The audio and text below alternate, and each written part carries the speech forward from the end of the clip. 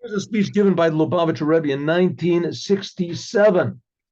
And it was Shabbat HaGadol. It was the Shabbat right before Passover, which that's going to be next Shabbat. But it's still very relevant to us now. So let's see how much we can get done.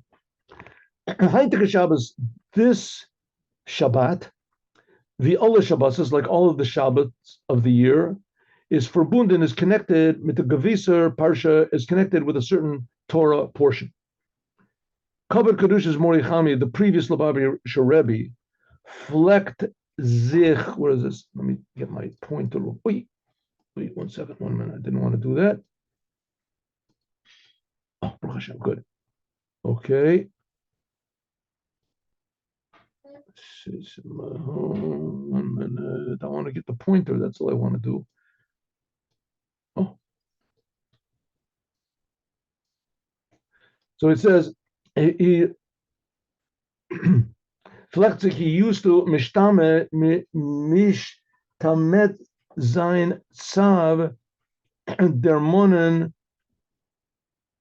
mishtamet sein zu dermonen dem nomen from their Heintika Parsha. He didn't like to say the name of this Torah portion. It's not this week, it's next week's Torah portion, Metzora. This is Tazria, and next week is Metzora. Metzora is, like we said, means a leprosy. For lack of better word, it was a spiritual disease, that there was a discoloration on the skin that showed that a person was very severely impure. It was like dead. It was the impurity of death. That's the Metzora. So the previous Rebbe did not like to say the word Metzora. He didn't like to call it. On verschiedenes Foren, and there's a lot of books where the Parsha, this is not called by the name Metzora, but it's called Parshas Tahora, because that's how this starts off. It says Zotia Tahara Metzora. That's how the Torah portion starts off. This will be the day of the purification of the Metzora. So there's a lot of other great rabbis that also didn't like to say the word Metzora because it's a very negative term, and they would say Tahora, purification. But the previous Lubavitcher Rebbe, he would not say any name whatsoever. He would just write, say the day of the month or whatever, right? He wouldn't say which Torah portion it is. Also now in our month of Nisan, this is the time of going out of Egypt. Like everything else, it's also the das was men lent the Heintika Parsha, that which we read this week's Torah portion in the month of Nisan, is Hashgacha Pratis. It comes out by divine direction that God arranged this whole business, while the Tzvei and Yanim are connected. So this week we're reading about the purification of the Metzora, and it comes out in the month of Nisan. So let's not talk about the Metzora part, about the bad part, but let's talk about the month of Nisan and the good things that are in this week's Torah portion. What is the month of Nisan? The month that the Jews left Egypt. By going out of Egypt, the rabbis say in the merit of faith, the Jewish people were taken out of Egypt.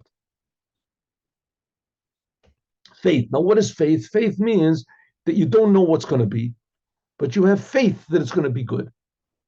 Right? Business is run on faith. But you invest money, you don't know what's going to be. You're not sure what's going to be. You have faith, right, that it's going to come out good. Right? You give someone money, they're supposed to bring you the merchandise. You have faith that they're going to bring the merchandise. Trust. There's people that misuse this trust, right? Con men and things like that. But nevertheless, life is built on faith. No one knows what's going to be in the next moment. No one knows what's going to happen. But we act. That's how life is, that we suppose things are going to be good. There's people that suddenly they realize, well, how do I know what's going to be in the future? Maybe it's not going to be good. That's called paranoia. That's called phobias. They got all sorts of fear of maybe something bad's going to happen to me. Maybe something bad. So the basis of life is basically faith, but that's only supposed to be that's the basis, but it's supposed to extend even more. And that's the way we improve things in business, by faith. And the Rebbe says, but we can expand this even more to a higher level of reality, that's how we're going to improve the whole world. And so that began with going out of Egypt. When the Jews got out of Egypt, So they introduced a whole new dimension of reality to the world. Previously, the whole world was about rulership. Whoever ruled, that's the name of the game, right? You rule.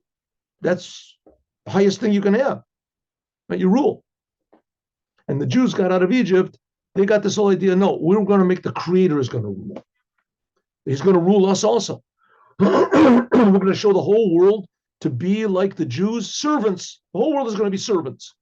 We're all going to be servants of the Creator of the universe. Right? We're not. The idea is not to win. The idea is that the Creator will win, and whatever happens, it'll be good. You know, that's called emunah, faith. Something new that we don't have yet. Nirasaga, not understanding, nor emunah, but faith. That's what took the Jews out of Egypt. Was is their oiftu? What's the big thing about faith? Und was is ihr sheiches mit Yetzias Mitzrayim? What's that got to do with going out of Egypt? That because of the merit of faith, the Jews left Egypt. Also, non-Jews, they also have faith, and there's religious non-Jews that have faith in the Creator. But by non-Jews, it's a different type of faith. In fact, the Jews left Egypt to bring Jewish faith into the world. What's the difference between Jewish faith and non-Jewish faith? We'll see. Religious faith and Jewish faith, let's call it like that. Is das aber nit kein emunah? What the non-Jews, the Gentiles, they have faith, they believe in God, right? But it's not the same thing. It's not really true faith. We'll see. Nor an inyan versus muchrach mitzad seichel, but it's something which, according to logic, you can come to a certain conclusion. And then men tracht, if you think, Arayin in mitzius olam, for instance, you think about the world.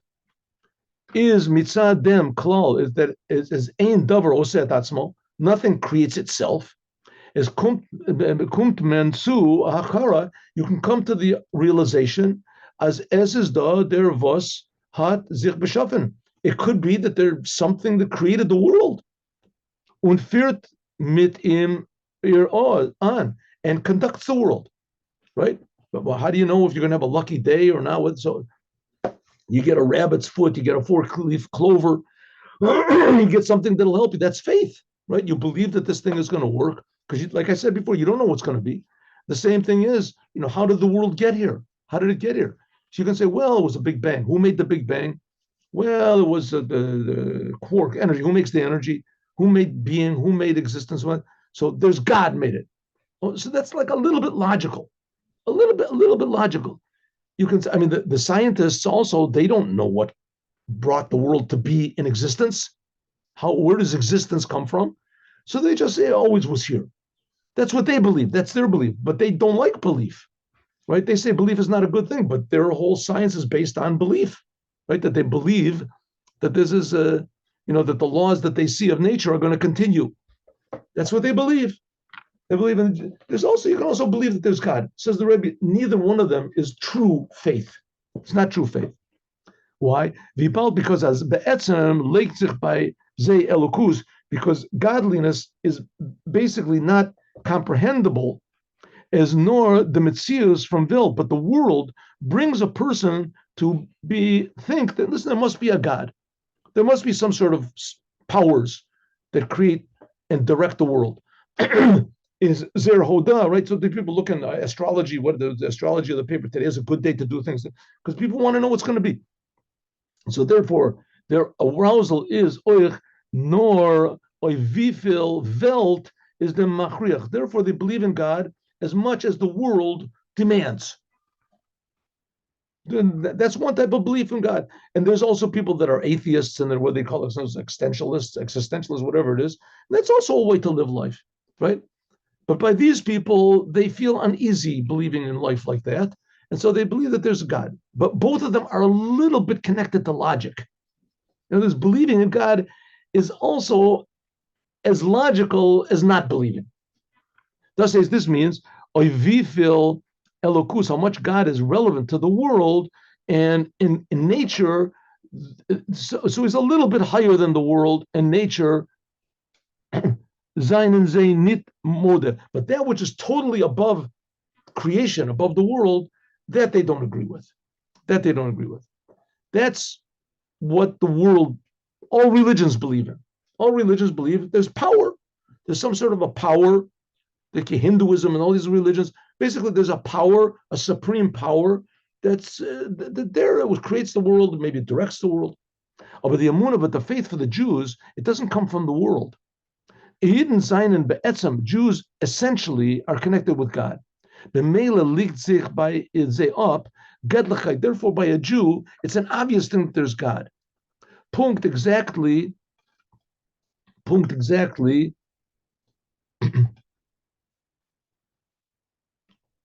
Punkt exactly. 1 second. Get this thing over here.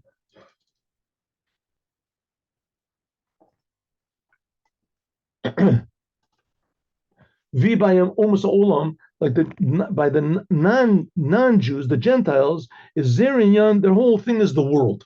The world for sure exists. Azoyas by Yidden is also the same thing, that God exists. Every Jew knows that God exists, which sort of explains why Jews have insisted in believing in God and the Torah, even though it has not worked for them. They've been hated and destroyed and burned and evicted from all these countries because they believed in Judaism. The first ones that came up really with the idea of let's systematically exchange Judaism, right? There were Jews that left Judaism, but the idea of let's make a new identity, Jewish identity, that's not anything to do with God, that was Zionism. Zionism said, we're going to be a country. We're going to be a country like every other country, right?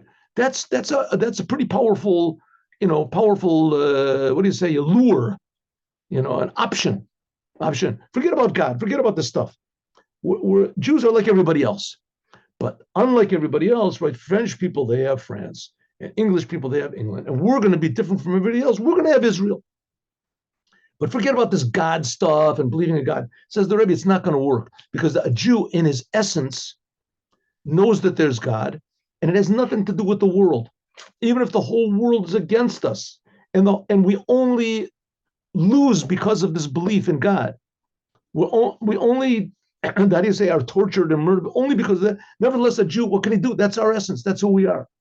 The Mele is in them. Therefore, nature has no control over the Jews' faith. As legt sich bei ze up, the pashto is simply that godliness exists. It's above nature. Not that God creates the world because somebody has to create the world. They just say, even if you have it logically figured out 100%, you know that the world came, just spontaneous generation, popped up from absolute nothingness, and they discovered nothingness, and who knows where, in some black hole or something like that it came. The Jew will say, okay, you can believe what you want to, but I still believe in God. I believe in God. And the whole world is against us. Somebody wrote to me the other day, he wrote to me, he said, listen, what do they want to say? If the Jews got evicted from all these countries, so it must be, wake up. Don't you realize that it's the Jews that are not good, right? If you get, like I said, if a person gets kicked out of every restaurant, for thousands of years, realize that you're not right. So I wrote back to the person, I said, yeah, but listen, you got a good point. But if, the person that gets kicked out of the restaurant, he still survives for 2,000 years, and all these restaurants, they all close up shop, they all go bankrupt. All the nations that kicked us out, they don't even exist anymore. So maybe the nations, they should, reorganize their thinking. And what does it mean? Don't be caught in the world. God is not just the creator of the world, is something totally above that, above nature. So therefore, nature has no effect on the Jews. On the Jewishness of the Jews. Azoy is like is very declared, like it says in Hasidus, the difference between the faith of the non-Jews with the faith of the Jews. That the faith of the Jews is in the name of Yud Ke Vav Ke, the name of God. Hoya Hava V'Yiyeh Ke'echad. God creates time, past, present, and future. By God is one. L'maylam Yateva, totally above nature, above time. Like before the world was created, what was there? There was no such thing as before. Before is just an idea of time. Before the world was created, what existed? God existed. God creates existence. What does that mean? I don't know, but that's what it is. That's what every Jew knows and feels. Every Jew in their nature. It just has to be woken up, but it's there. Und the Amunah, that's what makes a Jew a Jew. Und the Amunah, that's what it means when it says that the Jews are the sons of God. What does it mean, the sons of God? Just like a son doesn't know why his father is his father. We don't understand what it means, but that's the fact. Und the Amunah, this faith from the non-Jews is in Shem Elohim. It's only in the aspect of God, which is called Elohim. And that's the numerical value of Hateva. Never the numerical value of Teva, 86. That's the numerical value of Elohim. Like Paro with his soothsayers, whatever, they said, Lo yadati et Hashem. Moses came and said, I represent God. They said, we don't know this aspect of God. Etzpe Elokimu. Everything that's done comes from this name Elohim. Okay, what does this mean? Let's explain this a little bit. In Yeder Inyan and everything in the world, everything there is in the world, Zuchter Nityid, a non-Jew, looks for nature. Seiden then, even when is Zet a Nes, even when he sees a revealed miracle, was hat nit kein Ort, has no place in nature. Muzer Modesign, and he has to admit, as this is a godliche, and he has to admit that this is a godly thing. Und euch then, even then, can, as much as he can, vil antan in levushi atava. He wants to put it into nature. Now we see that there's a lot of Jews that also think this way. There's no, look in Israel. You see these big professors that they're the biggest, atheists that there can possibly be. So it says that's the non-Jew inside of the Jew, but the Jew inside of his essence is certain that God exists. And not the God the way the non-Jews describe him or define him. Some sort of a power that if you believe in him, you're going to go to heaven. And it's just the pure creator. I don't care about what I get, if I get a reward, if I go to hell. It makes no difference to me. I know the truth. The truth is God, and I'm not thinking about what I'm going to get. I'm just amazed that I'm even existing. It says a non-Jew, when he sees a miracle, so he looks for it nature. So he tries to explain it according to nature. If he can't, then he admits that it's God. But a Jew, the Havdil, in Yeder Zach and everything that he sees, therefore he sees godliness in that. So a Jew wants to wake up his Judaism inside of him, look at everything in the world and see the Creator. Everything is a miracle. Un punkt, the Rebbe is going to give a good example. Un punkt ve an eno Yehudi, just like a non-Jew, zucht, looks for, searches for, afilu in a nes, even in a revealed miracle. But kol mini shtadlus makes all sorts of efforts to masbir zayin as doses mitzad teva. This is only natural. Frekt by a Yidden, he asked a Jew, but if you ask by a Jew, afilu in an inyan was in plu, which apparently is in ganzen, it's totally natural. Eshtel sich mit tokef, he'll say powerfully, he'll say assertively, he will assertively say that because the Jewish people are a stiff-necked people, as thus is nit mitzad teva, it's not because of a nature, but this is an act of God. Act of God. To the point that there was a lot of Jews that went through the Holocaust, and it strengthened their awareness that there was God. Viktor Frankl, who was a psychiatrist, psychologist, that he went through the Holocaust, and he knows what happened. He said, if you ask me, that the Holocaust strengthened the faith of as many Jews as it destroyed. I mean, people saw, their families get killed. Where is God? What's going on over here, right? And which is a very good question. And a lot of Jews said, I don't understand what went on. It was terrible, but something godly was going on. Couldn't understand. I mean, just if nothing else, then why did the Germans pick the Jews? Why of all the people they picked the Jews to kill? I mean, they killed everybody, but they made special efforts, to look for old people hiding in the forests. They sent special, SS men to look for Jews that were old Jews, children, babies, anything. Get rid of the Jews. It was a special thing. Why? What was it? What's a special thing? Jews. What they got with the Jews? You got to kill the Jews for, right? Why? Couldn't figure. So there's a lot of Jews, and I happen to know some that went through the Holocaust, and they said, what happened? We can't understand. Doesn't make any difference. We don't understand. But for sure, we know that it came from God. It wasn't a punishment. It was illogical. It makes no sense. Moshiach will explain it all. And it was terrible. It was awful. It happened to us because we're Jews, and we're proud to be Jews. Makes sense? Doesn't make any sense. They saw the hand of God in everything. Showing Gered, like we said before, in what this is in the Gemara Yerushalmi. Here's an example how a Jew sees God in nature.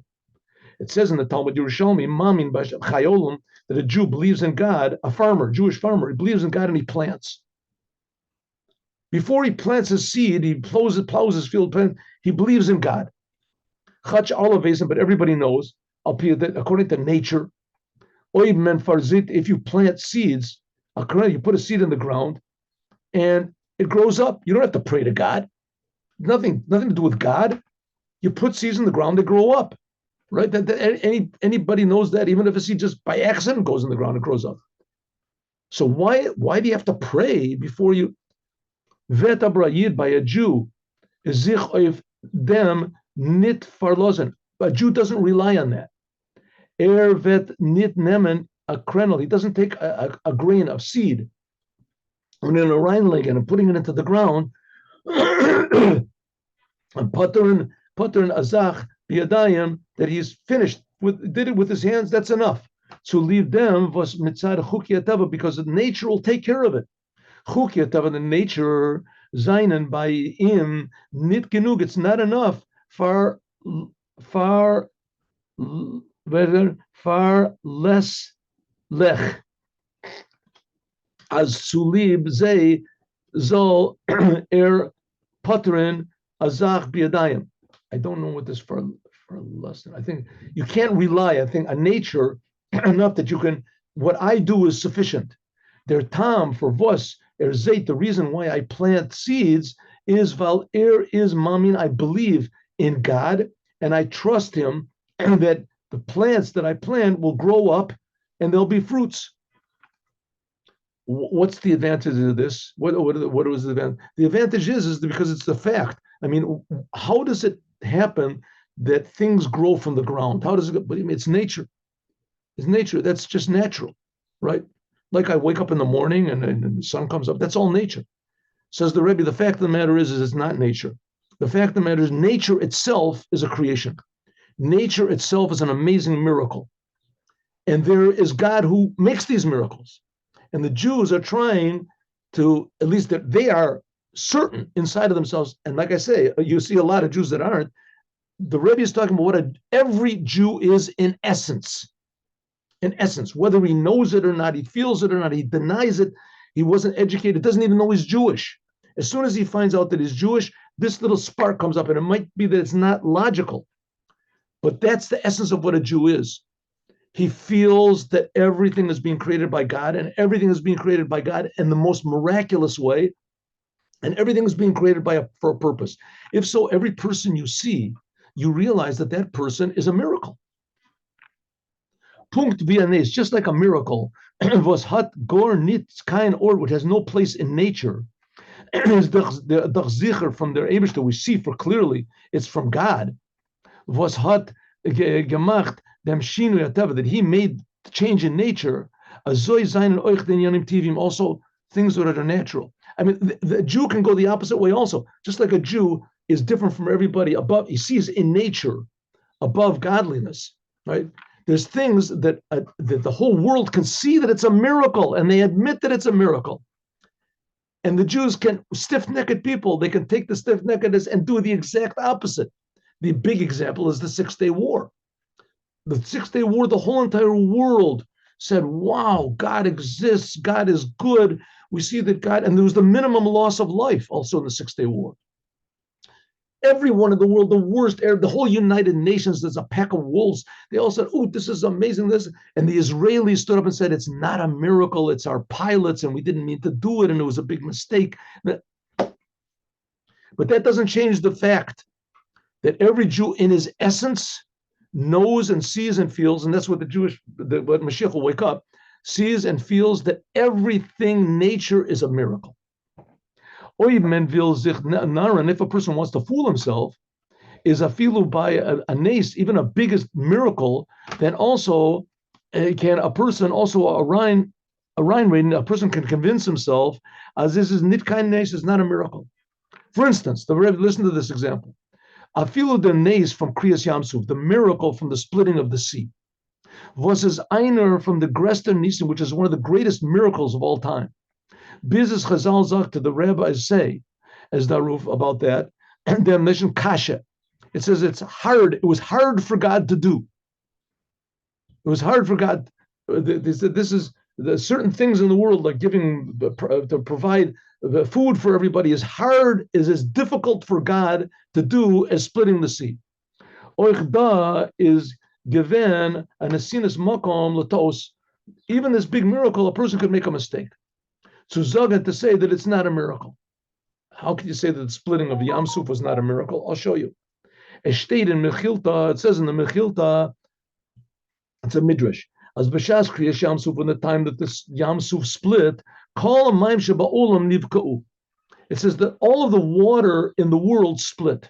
It says in the Torah, v'yibaku hamayim, that the water split. It doesn't say that the river split, that the sea split. It says the water split. It says that the sea split also, but there's one sentence there that says that the water split. It says all the water split except for the river of Prat. Via state, like it says, that's what the one that the Moshiach is going to split. Remember, we learned about the seven, it's going to split into 7 tributaries. And via state, like it says, in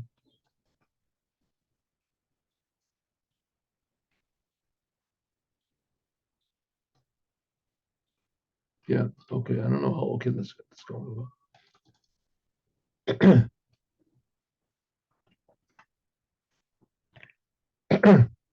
The Rebbe Marash has a mimer where it says that.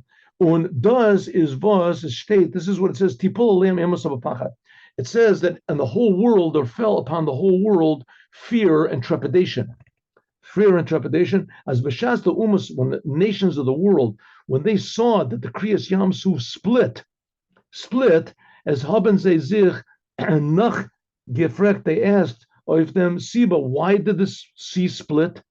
Und wenn sie haben sich darwusst, as soon as they knew that it was the split, that God split the sea and took the Jews out of Egypt, that there says that there fell on them a tremendous fear. They knew that nature itself is under the control of God. And before that, they didn't even know there was such a thing as God. The God of Jews split the sea. Okay, from there it's fated, but on the other hand, so we could see it's a miracle. But the fact that God also split all of the water in the world, or it gave a place for a person to fool himself.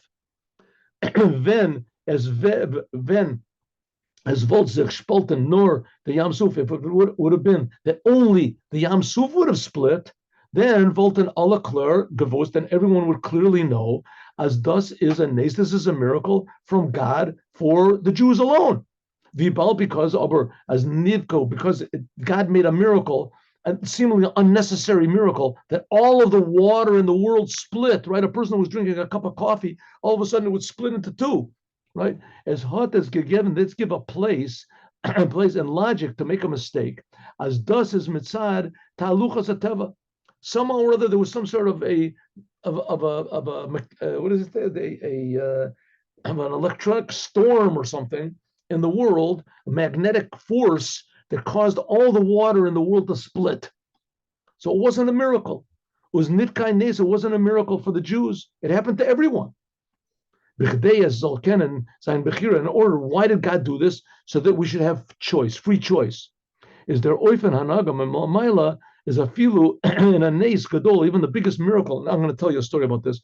Is there's a place to make a mistake, like it says katov harotza litos ta'or. Like it says, a person who wants to make a mistake can make a mistake. Huh?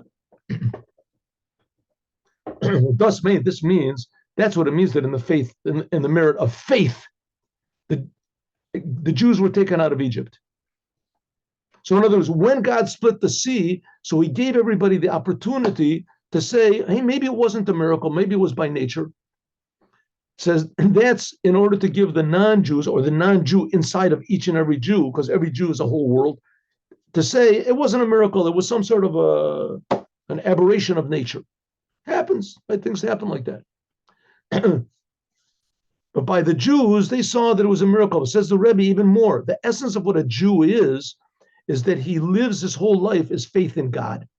Everything in the world is a miracle. Even nature is a miracle. And the essence of a non-Jew is that when he sees a miracle, he tries to explain according to nature. Nature. According to nature. Okay, the Rebbe is trying to wake up the Jew inside of all the Jews. That's what. Und das means, this is what it means that in the merit of faith, the Jewish people left Egypt. Egypt is the language of Mitzrayim. It's not the country, it's the same country, but it's a totally different implication. Mitzrayim means limitations and boundaries, definitions. Everything is defined clearly. Und sie seinen zwei Ofanen. This is in two ways. Mitzrayim, there's holiness, holy Mitzrayim, that you want to define yourself, you want to define God. This means as hert sich an get lechai, that you feel God, aber es is begrenzt, it's a limited way in tam v'das. Everything is logical, right? I serve God because if I do what God says, then God controls the heavens. I'll go to heaven. That's a logical reason to serve God. It could be that it's true. It could be true. This is like a faith in the name Elohim. One day I'm going to die. Everybody dies. I see you're going to die. What happens to me when I'm going to die? That's it. What is it? Maybe I go to sleep. Maybe I'll dream, right? To sleep, perchance. That's what it is. Or maybe there's just nothing. So it doesn't make any sense. I just popped up from nothing and I'm nothing and it doesn't make it nothing. That doesn't make any sense. Could be that after I die, I'm going to go to heaven. And so what's going to be then? It says, oh, here's a book that tells you what to do, how to make an investment, and you go to heaven. So you believe in God because you're going to get a reward. That's logical. That's sort of like Shem Elohim. This is a place for the whole world. And also you can lose your faith in God as soon as things don't go the way you want. It's not worth it. If I go to heaven, who cares if I go to heaven? I want to have a good time here. But then that's Mitzrayim of holiness, Egypt. There's also Mitzrayim of Klippa, of opposite of holiness. Was man forgets, a person totally forgets about God. Biz until you read it, a person goes lower and lower, Shekua, he gets sunk in what's called the 49 gates of impurity. So it says, in the merit of faith, the Jews left Egypt, all these types of Egypt, whether holy Egypt, serving God in order to go to heaven, and also the Egyptians, Egypt, where they were sunk totally in the pleasures of the world. That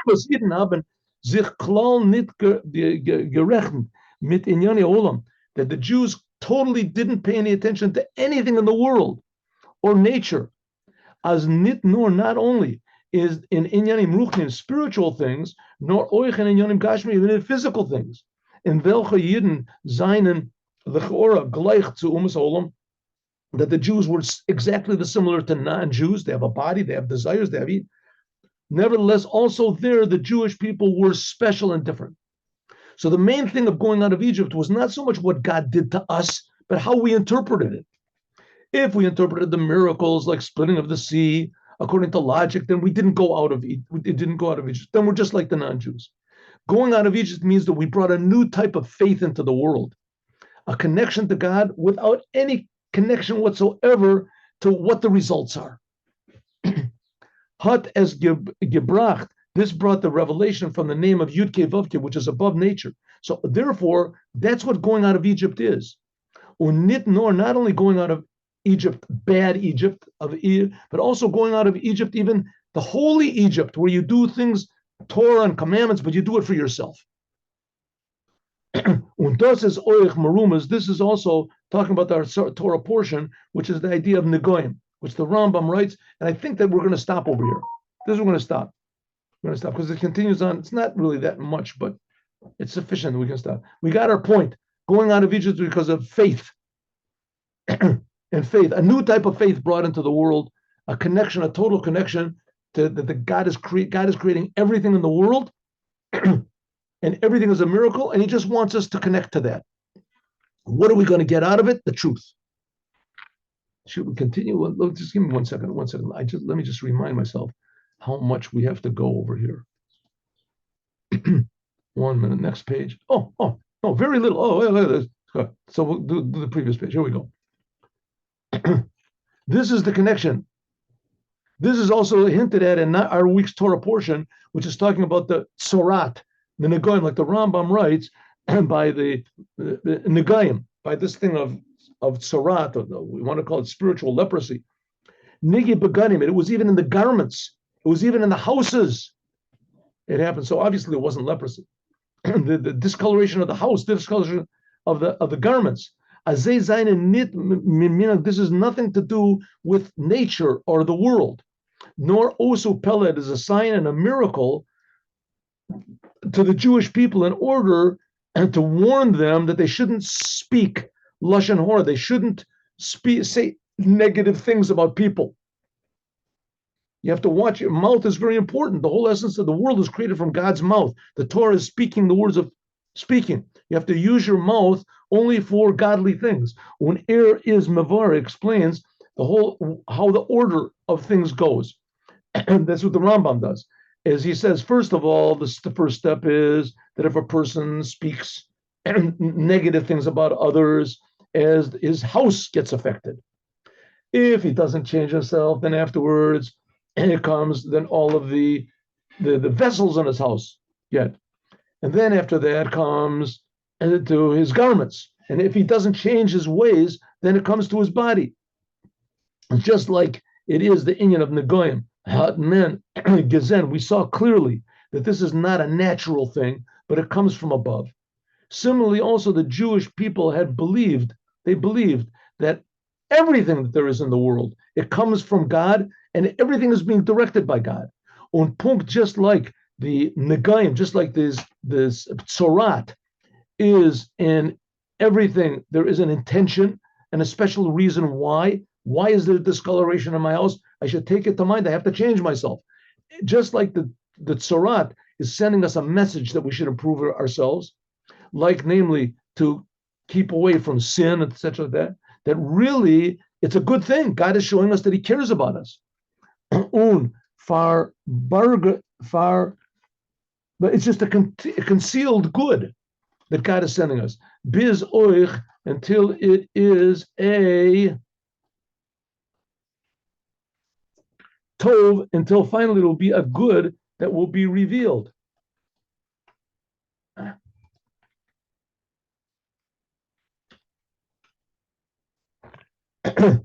So just like the tzorat was a terrible thing, was an impurity, but God sent it in order to realize that we should change ourselves and change our attitude, that we should see that everything is from God and stop thinking that we're God, so that eventually if we change ourselves, it'll be a good, the good won't be concealed. It won't come in the form of these blemishes. That's how God shows us how He cares about us, that He fixes up our bad. It'll be a good, revealed good. Via says given by Negoim. Via state, like it says in the Midrash, that Durach them, it says that when Jews saw that there was a blemish on the house, so one of the laws is that they have to wreck the house.